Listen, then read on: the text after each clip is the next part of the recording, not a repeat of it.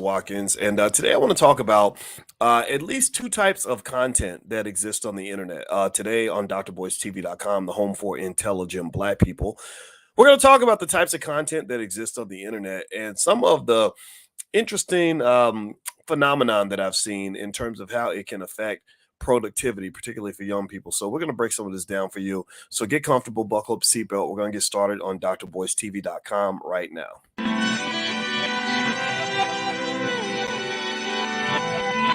Here we are, clan the isms, cataclysm, great. Our people out here struggling, trying to make it in this state. Everybody out here doing it, but we the ones too late. Now family, we the ones who gotta delegate. Get that money in the power, never be fake. Stick to co-sign for 3. What did he say? Create jobs, support our own. Educate the same and buy back your home. Got 3 degrees, triple 10. 3 PhDs, now we on the CNN. DBTV, let's talk about negligence. Ignorance is bliss, but we can turn it to intelligence. Believe none of what you hear, half of what you see. Let's break it down here on Dr. Boyce TV. Here we are. Good morning, everybody. Welcome to drboycetv.com, the home for intelligent Black people. My name is Dr. Boyce Watkins, and I hope you guys are having a great day. As you come in, please hit that thumbs up button. Also, give me a yes in the chat if you can hear me. Let me know if you can hear me okay. Give me a quick yes if I'm coming through all right, if you can hear the words that are coming out of my mouth so that I know that I'm not talking to myself. Anyway, I want to say hello to everybody and also shout out the city you're from. Let me know what city you're from. Let's see here. I see Max. I see Callie Max, Albert Cole. Good morning to you too. And also everybody on Instagram. My Instagram is Dr. Boyce Finance. And so if you want to follow me on the gram, you can follow me at Dr. Boyce Finance. If you talk to me, I will talk back. If you clap at me, I will clap back because I think that sometimes social media can be a lot of fun.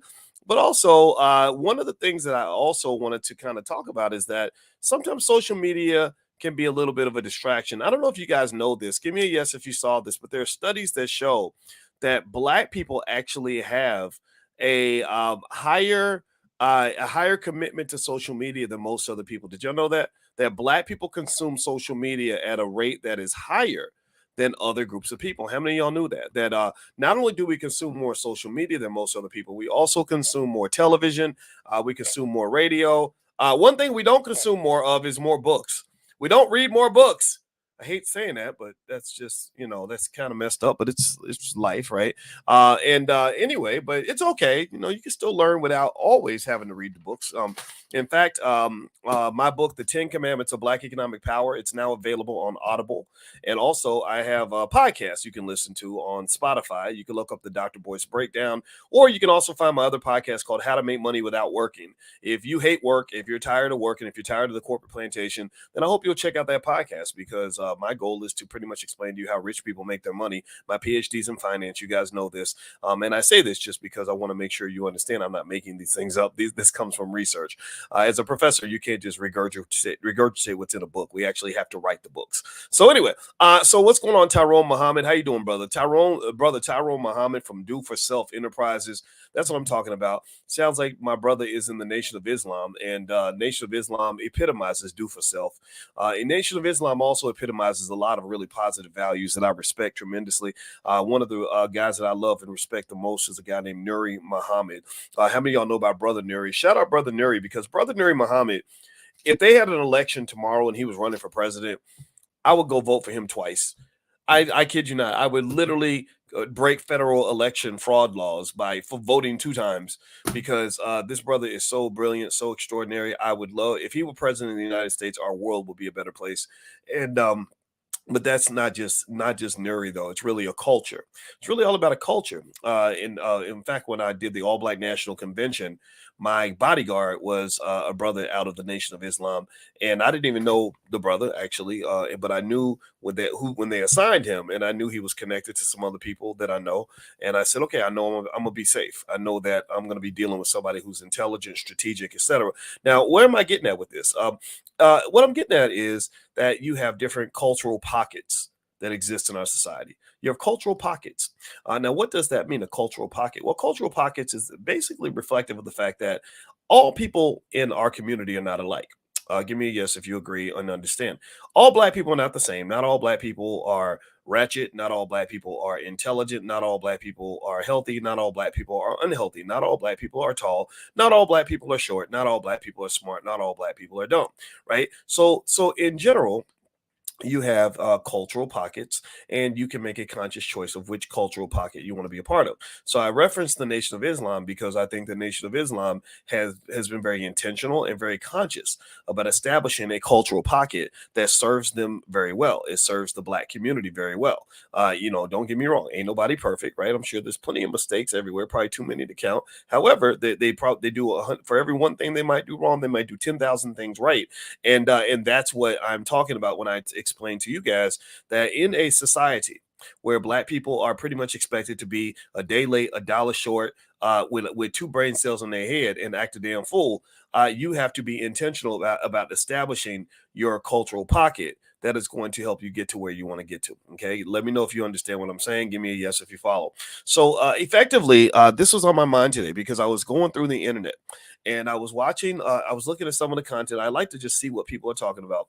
And I consumed some content this morning, to related to things I was trying to learn, some motivational stuff, some stuff, just picking up skills. I've been picking up skills every day since I was really 18 years old. And that's just a habit that I have, and I'm very happy about that because I think that growth is something that is really important for us as human beings. But then I thought about how sometimes I think we're trained to be what Dr. Claude Anderson refers to as need to grows. Not Negroes, need to grows. And need to grows are people that don't want to grow. Let me know if you know people like this in your life. People that want to sit still, people that don't want to move, people that don't want to elevate because maybe elevation is too hard, or elevation seems corny to them, or elevation just isn't cool anymore. And sometimes it becomes kind of this really fascinating race to the bottom, where we look on TV and we say, well, what are all the other black people doing? So you see one black person who's twerking, you see another black person who's thugging, another black person who's playing ball, another black person who's rapping, and that's all you pretty much see, right? That's what you think. Like, okay, if I'm black, if I'm especially like I'm thinking particularly about black men. I've been a black man my whole life now. I'm not a finance professor who happens to be a black man. I'm a black man who happens to be a finance professor, and so as a black man, I'm just sitting here thinking, there's not a lot of images that I see on TV that allow me to reflect all the different diverse options of who I can be as a human being. It's like, okay, if I want to be the man, if I want to be successful, if I want to be respected, white folks have cleared out a couple of paths for me. That's it. I can't go outside of these paths. These paths are very basic. The paths are, I can be a rapper because they'll let you rap all day. I can be a comedian. They love it when you tell jokes because people who tell jokes are clowns. Clowns are not a threat to the kingdom. The king will never be intimidated by the clown. The king calls the clown in when the king needs a distraction for people so they don't think about who they're voting for or don't worry about the policies. Just bring in the clown. Bring on the clowns. Bring on the circus. I don't know if y'all know this, but this is a tried and true tactic for the last 10,000 years, where if you ever have a scenario where people start to rise up and start to talk about the money, or start to talk about the politics, or start to talk about things that they actually want, all you do is you bring on the clowns, because people will, hey, he funny, yo, he funny. Or you bring on a sporting event. Let's go to the arena and watch the gladiators kill each other, or watch the football players throw footballs back and forth. And that will distract people from the core issues. Do you understand, right? This is a leadership tactic that's been used from many occasions. I remember, in fact, there was a college campus. I don't remember which one, but they had a student protest, and the students were getting riled up about some issues. I think they were bringing up issues like, campus diversity, and you're not hiring black professors. And you know what they did? They said, "Oh, well, let's have a Lil Wayne concert." And so when they had a Lil Wayne concert, they brought Lil Wayne to campus, and the whole protest just died. It just died. Right. So really what is true in this society, and most people aren't going to really get this. I understand. Even when I say this is the home for intelligent black people, there are people who automatically write themselves out of the equation, because maybe being intelligent is hard for some people. But I personally think, as a black person, it's critical for your survival. Actually, they lean on the idea that you're not thinking. They lean on the fact that you will depend on your subconscious programming to make your next move, as opposed to consciously and intentionally thinking specifically, okay, what do I actually want my next move to be? Where's my next move going to put me? How am I going to get there? And so really in general, I think that that ultimately there's just so much out here that's designed to control our minds. And I want to give a shout out to everybody who is fighting against that, because I think it's really, really hard to fight against. All right. So anyway, let me ask you really quick. Could you please do me a really quick favor and please hit the thumbs up button? Thumbs up, share, subscribe. You're watching drboycetv.com, the home for intelligent Black people. Also, this podcast is on Spotify. If you look me up on Spotify or Apple, we have about 1.3 million downloads, which is really good for us. I think if we get 1.3 million, that's like getting 20 million, for if you're mainstream or something, right? Because literally this is not for everybody. This is a niche on top of a niche on top of a niche. Not only am I 100% Black all the time, but I don't even appeal to most Black people. Like 70% of Black people look at me probably and just don't want to hear what I have to say. But there's that 30% that love what we do, and I appreciate you. That you're who I'm here for. I'm not here for everybody. And so because I can't dumb myself down just to fit into a stupid culture. I think that our culture is unfortunately, we have a lot of problems. And if you don't agree, then look around. Look at all the death. Look at all the chaos. Look at all the ignorance. Look at all the broken families. Look at all the destruction. Look at all the economic devastation. You're going to have to be intentional to climb out of that. If you just lean on what you were trained to do, you're going to stay right in the middle of that, right? So it's very, very important. And this is me just saying this to you on a Tuesday morning, just because it's a Tuesday morning, that I really want to encourage you. If you're thinking different, if you're doing different, do different, be different. In fact, let me tell you a story about my mama. I'm talking about Robin Watkins for a minute. My mama, I love her. Shout out to you, mama, if you hear this. I'm going to send you this link so you can hear me tell this story about you. My mother was 16 years old when she got pregnant with me. And just like every other Black boy in America, my mother was the target of every liberal on earth who would pretty much tell you that if you're poor and if you're Black, especially if there's not a man around to help you raise the baby, you should, just not make sure that baby doesn't exist, if you know what I mean.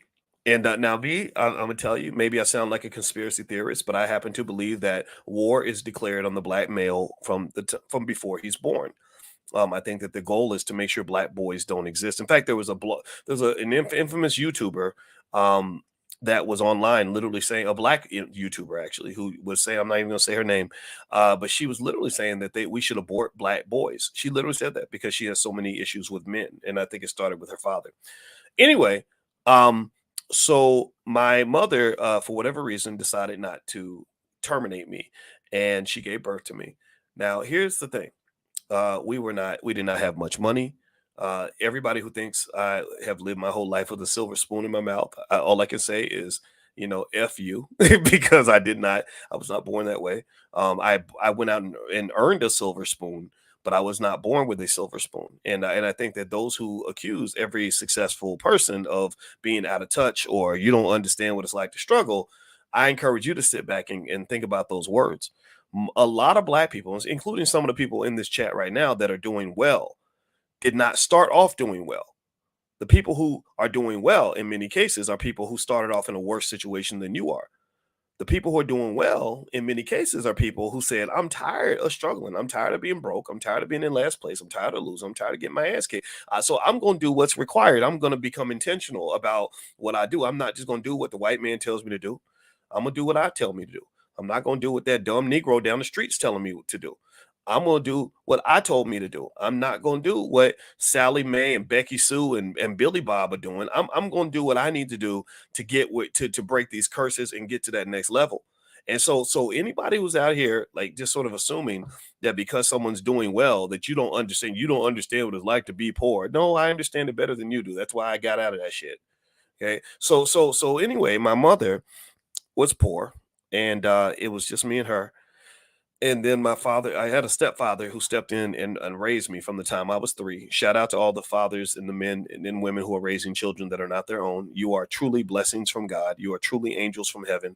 And I commend you and I love you so much. My father inspired me to be very happy to raise the children that are in my house. They're not my biological kids, but I take it very, very seriously. And any of the men that speak ill about that, bless you. I hope that one day you grow out of whatever ignorance has been dropped upon you that makes you think that these children are not worthy of love.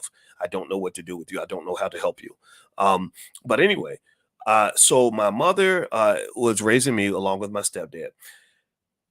I had a lot of friends growing up. There was a lot of little boys I used to play with, and these women had kids at the same time as my mother. Like something weird where women. You ever notice that where women will have babies all at the same time? So we would grow up playing together. You understand? And here's the thing: the whole time, my parents just raised me and my sister different. They would discipline us different. When they saw other people's kids getting into stuff, they will pull us away from that. When they saw that when we got like eighth grade, ninth grade, and they saw a couple of our cousins kind of going in different directions that eventually led them into drugs and stuff like that, our parents pulled us away. And I didn't realize this until 20 years later when they would explain the logic behind their decision making. I said, okay, now I understand why we didn't see them anymore after the eighth grade. And my father's like, no, because I wasn't taking your ass over there no more. Right. And here's the thing. I want you to pay attention now. This is what intentionality in terms of picking your cultural pocket looks like. There uh effectively, my parents told me that they used to get made fun of a lot. That people would say, oh, you're too hard on him. My mother was, they would say it to my mother, or they would say to my father, okay, you too strict, blah blah blah blah. And they had to withstand that, you understand, because they chose with intentionality to be different and to make sure that their children were good. The people that followed the crowd tried to ostracize them. Do you understand what I'm saying? Like when you try to do something different, average ass people are not going to understand. That mediocre motherfucker next to you, I'm not going to cuss no more, I promise, but that mediocre average person next to you who's following the crowd, who doesn't know who they are, they're not going to get it. They're completely going to be they're going to look at you like you're weird, like you have three heads growing out of your neck. They literally are going to not just not understand, but sometimes people will deliberately sabotage, not support, or criticize things that they just have no connection to. And so this is why people who are able to be successful in a community where success is rare tend to have to be really resilient. Like you really have to be clear about who you are. And I'm talking about crystal clear. And the reason that it's hard is not just because you have to know the unknowable. You have to know that what you're doing is the right thing, even though you really don't know. You could fail, right? What you're doing could be wrong. Like my mother, she was raising us completely different from how she was raised or anybody else that she knew. So she could have been wrong, right? So that's the other thing too. You could actually be doing it wrong, but you're expected to know the unknowable. You also have to know clearly who you are, and you have to withstand criticism. It is really, really hard to do. And so if you want to know why most people don't really succeed at a high level, it's because most people don't have the courage to break away from the crowd. 70% of all people will follow the crowd, even if the crowd is wrong. That is proven through psychology. Psychological research proves that this is true. So effectively, when I honor my parents, I honor them for the fact that they were able to break away from the crowd, not because they had any form of necessarily any form of extraordinary wisdom. They did have some of that, but there are a lot of people who had the same wisdom that did not have the courage to pursue that wisdom. You understand what I'm saying? Right? So it's one thing for you to know that stepping away from your friends is the right thing to do. It's another thing for you to have the courage to do it, especially when you have people that are clowning you the entire way. It takes work. It takes resilience. This is a spiritual quest. This is not even just about having the information. A lot of people have the information. There are tons of kids that go to school every day and know exactly what they need to do to make good grades, but they don't do it because they get made fun of. If they're studying too hard, people think you're acting white, or they get clowned or bullied or made fun of or whatever. So they don't have the courage and the fortitude all the time to really truly do what they know they need to be doing. Right. Just like right now on the internet, there's a lot of grown ass cyberbullying that happens where I see, I become very concerned when I hear large groups of men get together and say, if you're a stepfather, you're a simp. So that makes men who could be great stepfathers or whatever they want to be sort of say, well, I don't want to be no simp because I want to get approval from these other people. And what I'm saying to you is that the more you seek that external approval and that external validation, the more you're going to limit your ability to truly be who you need to be. I tell you what, Michael Jordan actually One thing I admire about this guy a lot is that one of the reasons he was able to be so successful at such a high level, I believe, is because he did not give a damn what the other people were doing. He did not care what other people thought of him. He did not care if you thought he was a bully. He didn't care if you thought that he was a nerd. He didn't care. He just said, "I want to be an NBA champion." That's it. And if you're not on board, then we're gonna have a conflict, and you're gonna get mad, and you're gonna go tell everybody that I'm mean, but I don't care. And when they asked him about that, when they said, "Well, Michael, what do you think about the fact that everybody thinks that you're mean and you're this and you're a bully and all that?" You know what he said? Remember him? Anybody remember what he said on that documentary? He said, "People who talk like that have never fucking won anything before." I said, "Damn." That was I love that quote. I remembered that because if anybody understands winning, it's Michael Jordan. I'm not talking about his politics. I'm not talking about his personality. I'm not talking about none of that. But no matter what you think of this man, you can't say he's not a winner.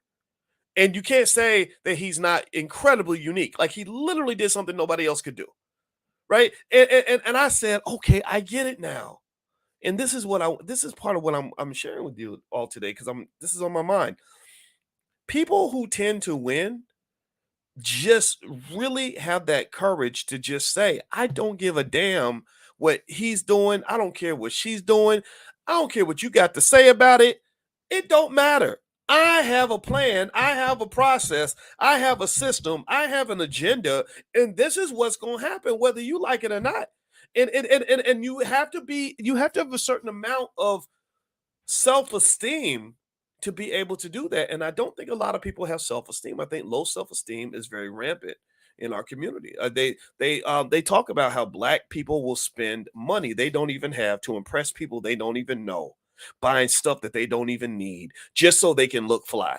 And it's not even just the kids. Tell me if you know what I'm talking about. You go on Instagram, you'll see 50-year-olds seeking acceptance through likes and comments and shares and whatever internet compliments, right? You see people seeking that false validation, and what it does is it deteriorates your soul because sometimes you're seeking that validation by being somebody you don't need to be.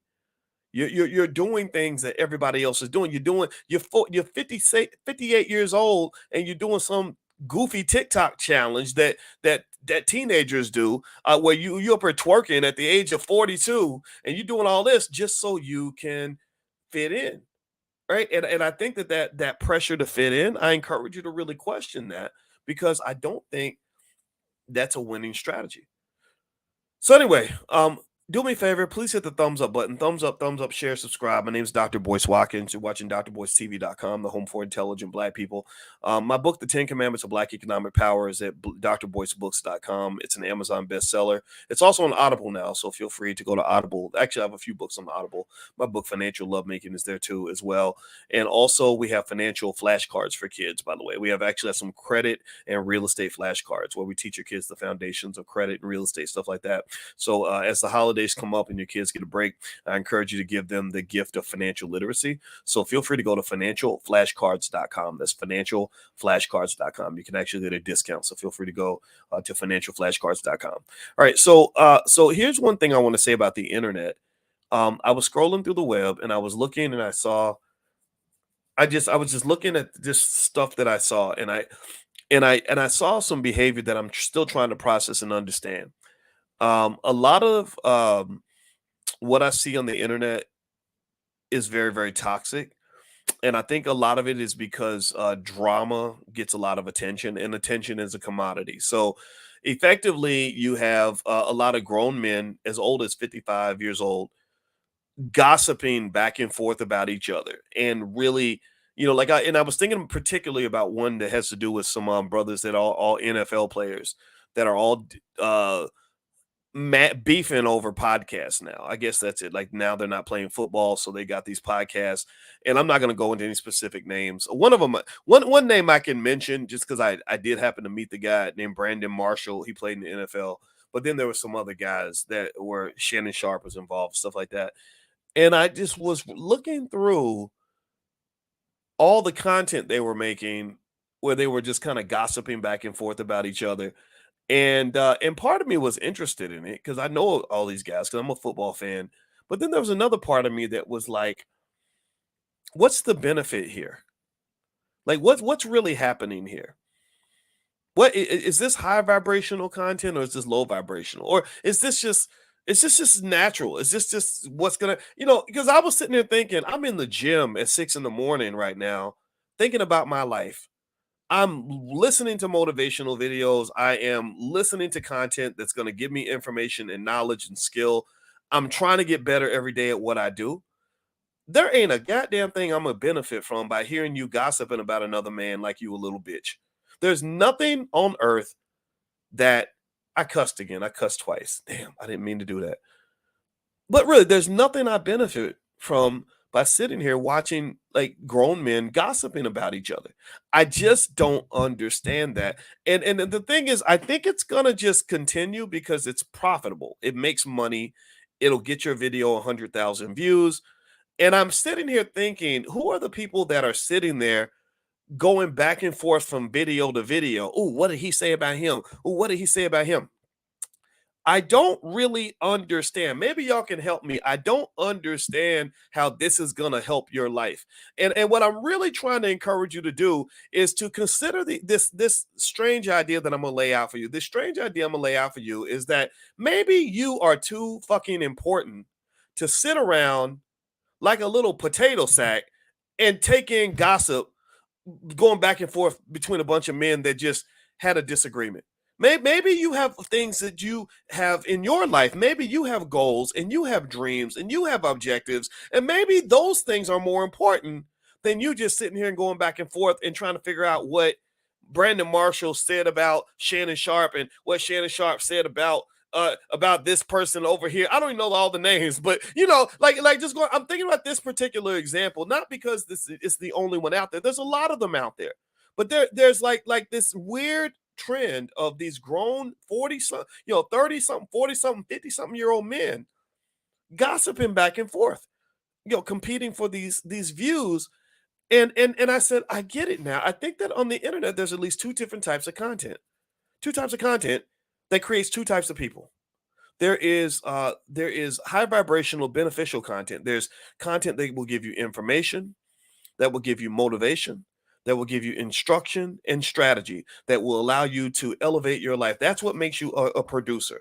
That's what ends up making you into a producer in this world. And if you know economics, producers are the people that tend to have the most money, they have the most power, they develop, they build things, they create things, right? But then there's another type of content that's more lower vibrational that feeds into the other side of us. All of us have this low vibrational side, by the way. I'm not excluding myself from people who get tempted by some good gossip. Just like I like to go into a restaurant and eat some good greasy soul food every now and then, but I know I shouldn't eat too much of it because it's going to make me fat and kill me, right? Well, the same thing is true when it comes to content. There is that low vibrational, gossipy, chatty patty, bitter, toxic, negative, back and forth, right? And that, when you consume a lot of that all day, that makes you not a producer, that makes you a consumer. You understand? Do you follow what I'm saying? So what's happening is that the people who are making money by producing this garbage they're relying on you to sit back and waste your valuable time that should be spent with your woman, time that could be spent with your kids, time that could be spent on your business, time that could be spent on your goals, time you could be spending at the gym, time you could be spending reading a book. They want you to take all that time and invest it sitting back consuming their videos, just taking it in. They call TV programming for a reason. It's programming. You're zombified. And actually, any psychologist will tell you that there's a part of your brain up here called the prefrontal cortex. Look it up. The prefrontal cortex is a part of your brain that separates you from an animal. It is a part of your brain that gives you higher level reasoning skills, higher level thinking skills. Animals don't have it because animals can't plan for the future. Animals can only live in the moment.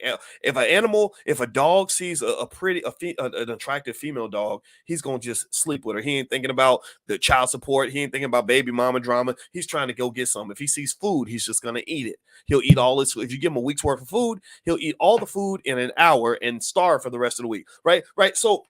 So that's what dogs do. That's how animals live, right? So the thing that separates you from an animal is the prefrontal cortex. So effectively, what happens is that this part of your brain must be developed in order for you to make plans, set goals, have discipline.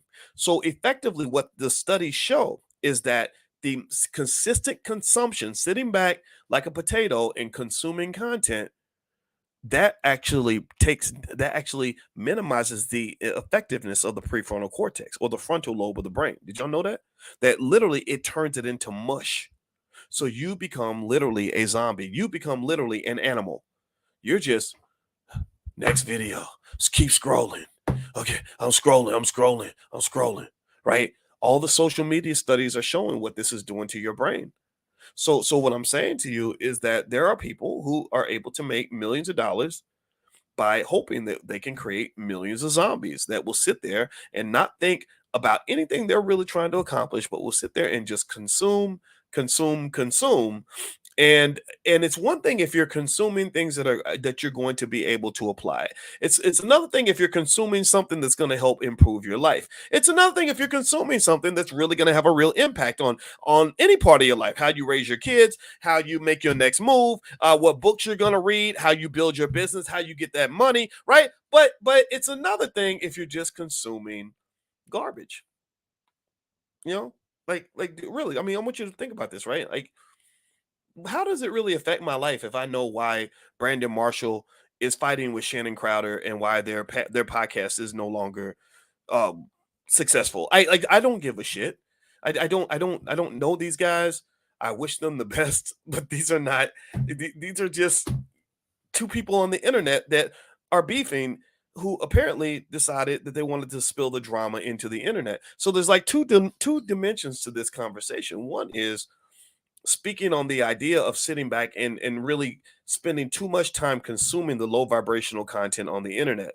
Um, I'm gonna tell you personally, I try my best not to consume it. I ain't gonna lie. So every now and then you be like, "Ooh, what happened here?" Right? We all get that. We all feel that every now and then. But I do my best to avoid it because I say, "Boys, this ain't gonna help you do shit in your life. You're a boss, man. You're trying to get things done. You're here to make moves, boys. You cannot sit around and just consume all day because you're not gonna just be a consumer, right?" And in fact, I don't even watch low vibrational content about me. There are videos about me that I'm sure I could go find right now that have 80,000, 100,000 views. I have not watched those videos. Why? Well, because in my mind, I'm thinking, how is watching this video going to improve my life on any level? How's this video gonna make me a better husband? How's this video gonna make me healthier? How's this video gonna help me be a better dad? How's this video gonna help me run a better business? It won't. It's only gonna have me fighting with another Negro. We got enough of that out there. Ain't no Negro fighting another Negro ever helped the black community ever. Ever. Ever. So what I would even say to these guys, and I don't even know if these guys know me. Sometimes athletes or entertainers, they know me, and I'm not here to diss. I say things in a certain way, and it offends people. It's whatever. I don't care. But I would just even say to them, like, what are y'all doing, man? Like, look, y'all had a disagreement. Move your ass on. Just go to the next thing. Like, don't talk. Just like we're not talking about it. And again, maybe this is where I get a little old fashioned because I don't believe men should be doing that anyway. I just really don't. I think that the proclivity of men to engage in what is historically very bitchy behavior is incredibly weird. It's all driven by this podcast era because now suddenly everybody realizes how much money they can make from a good, juicy booty, gossipy podcast. Right. And I personally would encourage men to engage in enough discipline to say, okay, maybe I'm going to throw in a little bit of a little bit of excitement here, but I'm gonna at the end of the day, there's got to be some benefit to the people that are listening to me, other than the fact that they just get to listen to me. Like I talk to you guys all the time, and when I'm talking to you, my goal is to say, why would I listen to me? How would I benefit from listening to someone like me? And if I can't benefit you, then yeah, what good would it do you if I sat on here and I was like, well, let me tell you why they don't like me, y'all. He don't like me cause we was doing business and we had disagreement and it didn't work out. And then he got mad and he up here talking crazy, up here talking about how you gonna talk about me? Like I'm Dr. Boyce. You up here talking about me like really like that would not benefit you at all. And if you ever hear me talking like that, I encourage you need to just Just turn off your laptop and go do something else. Don't listen to me that day. Because obviously I'm in another space.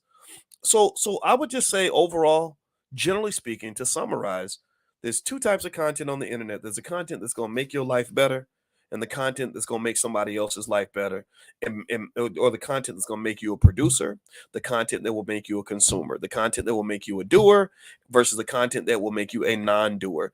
Pick the content that's going to make you a doer.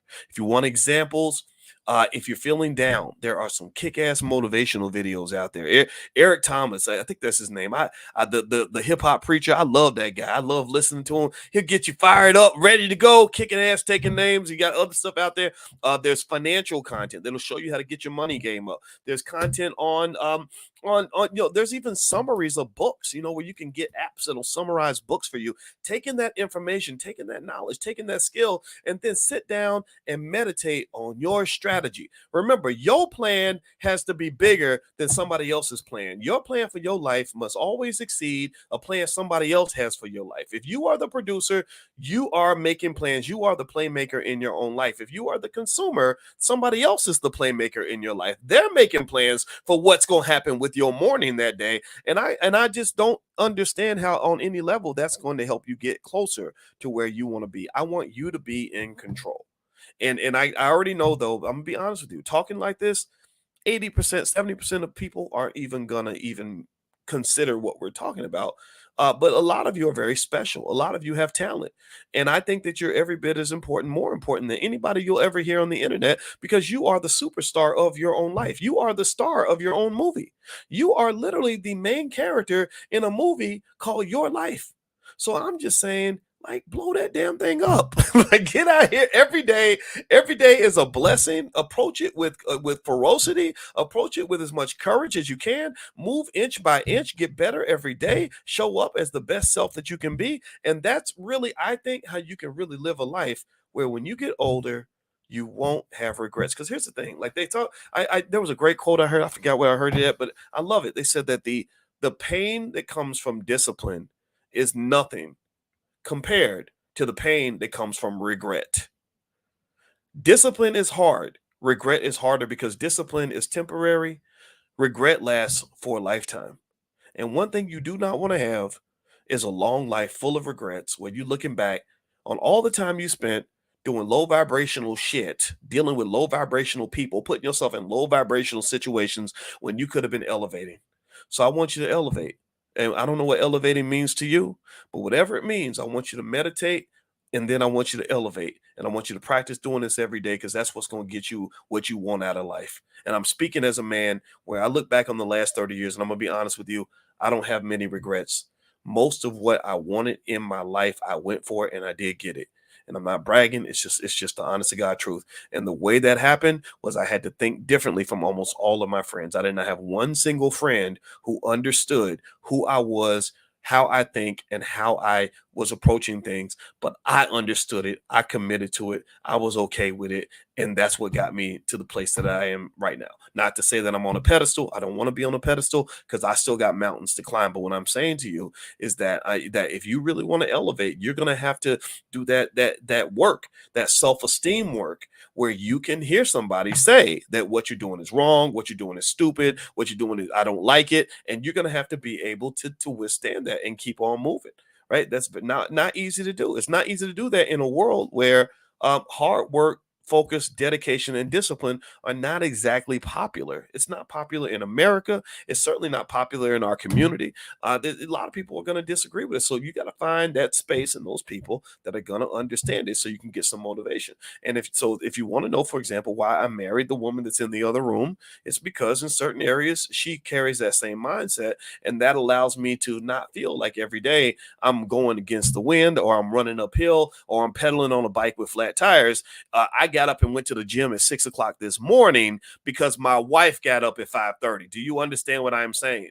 Do you follow what I'm saying? So don't just remember we started in the beginning talking about the Nation of Islam, and what I love about them, about the intentionality of picking your your cultural space, right? Cultural intentionality, intentionally and consciously selecting what environment you will be in, what spaces you want to be around, right? And not just following along with the world, because if you don't have that cultural intentionality, then you're going to get sucked into the BS like everybody else. And I don't want to be over there. I want to be over here. All right. So I hope that this conversation was helpful to you. I hope that there was some information I shared that made your life better. I hope you also consider going to follow the podcast on Spotify or Apple. I have two podcasts on Spotify. One is called the Dr. Boyce Breakdown. The other one's called How to Make Money Without Working. Feel free to take a look at that. Also, if you'd like for me to send you, I have a training called How to Make Money Without Working, as well as a list of AI stocks that I love and a few other things. Just text the word stock to 31996. Text stock to 31996, and I will send that to you for free as a courtesy from the Black Business School. I hope you guys will go take a look. What's up, Juiced Up Reese? I see Juiced Up Reese. She has a great Black-owned business, and she's actually going to be joining us in the Black Business School. She's a great lady, great spirit, and runs a great company. So anyway, I hope you guys have a wonderful day. God bless you. Thank you so much for listening, and I'll see you soon. Take care. Peace.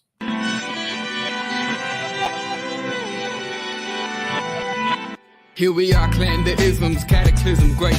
Our people out here struggling, trying to make it in this state. Everybody out here doing it, but we the ones who late. Now family, we the ones who gotta delegate. Get that money in the power, never be fake. Stick to cosign for 3. What did he say? Create jobs, support our own.